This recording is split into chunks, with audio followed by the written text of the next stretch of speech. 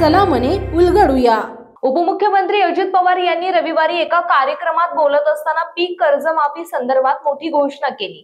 मार्च मध्ये राज्याचे अर्थमंत्री म्हणून सादर करणाऱ्या पुढील वार्षिक अर्थसंकल्पात याबाबत तरतूद केली जाईल असे अजित पवारांनी सांगितलं। तसेच शेतकऱ्यांचे संपूर्ण कर्ज फेडण्याचा निर्णय 30 जून पूर्वी घेतला जाईल असंही त्यांनी सांगितलं।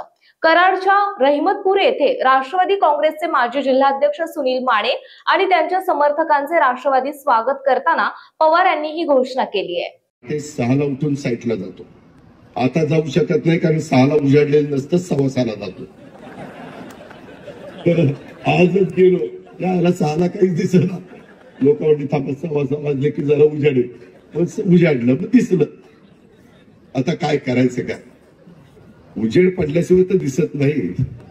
माझे तुम्हाला सगळ्यांना सांगणं की मी आज तुम्हाला रहमतपूर मध्ये सांगतो, मी अर्थसंकल्प मार्चला सादर करीन आणि पुढच्या वर्षीच्या अर्थसंकल्पामध्ये साधारण कुठल्या घटकाला कर्जमाफी द्यायची शेतकऱ्यांना, ती कर्जमाफी पीक कर्जाच्या करता आम्ही देणार आहे।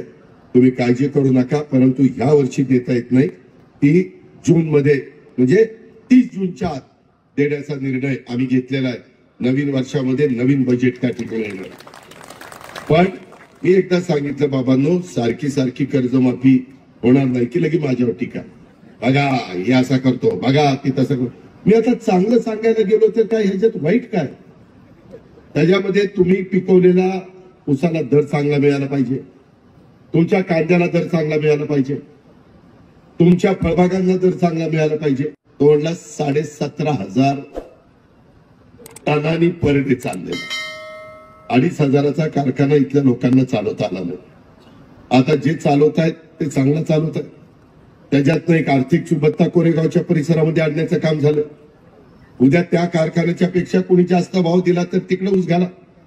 मी तर एका माळेगाव सहकारी साखर कारखान्याचा चेअरमन आहे, मी हेच तुम्हाला सांगितलं, जो कारखाना उद्याच्याला तुम्हाला किसनवीर कारखान्याने चांगला भाव दिला तिकडे ऊस घाला, खंडाळ्याने दिला तिकडे ऊस घाला, अजिंक्यताराने दिला तिकडे घाला, सह्याद्रीने दिला तिकडे घाला, कृष्णाने दिला तिकडे घाला, रयतने दिला तिकडे घाला, कुठं घालायचं तिकडे घाला, पण पैसे मिळतील अशा ठिकाणी घाला।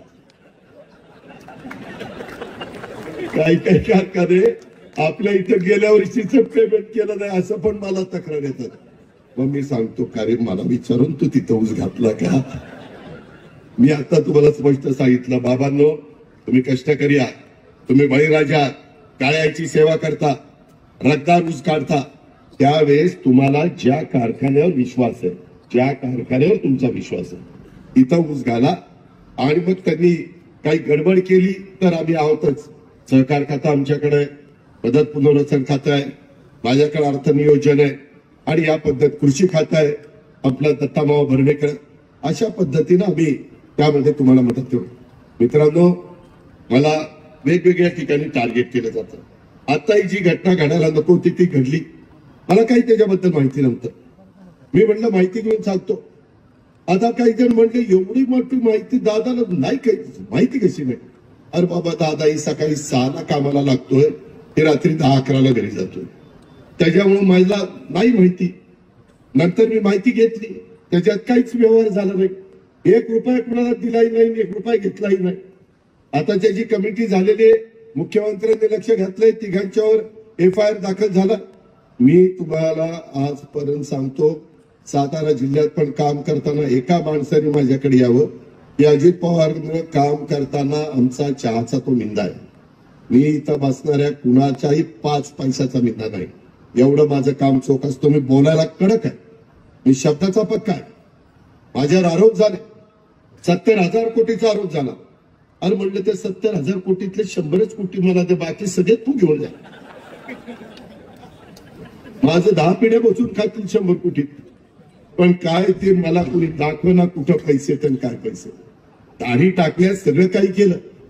माझ्या नातेवाईकांच्यावर 22 ठिकाणी दाढी टाकलं, एवढा मला त्याच्यामध्ये त्रास झाला, पण मी सहन केला, कारण शेवटी आम्ही जनतेचे सेवक आहोत।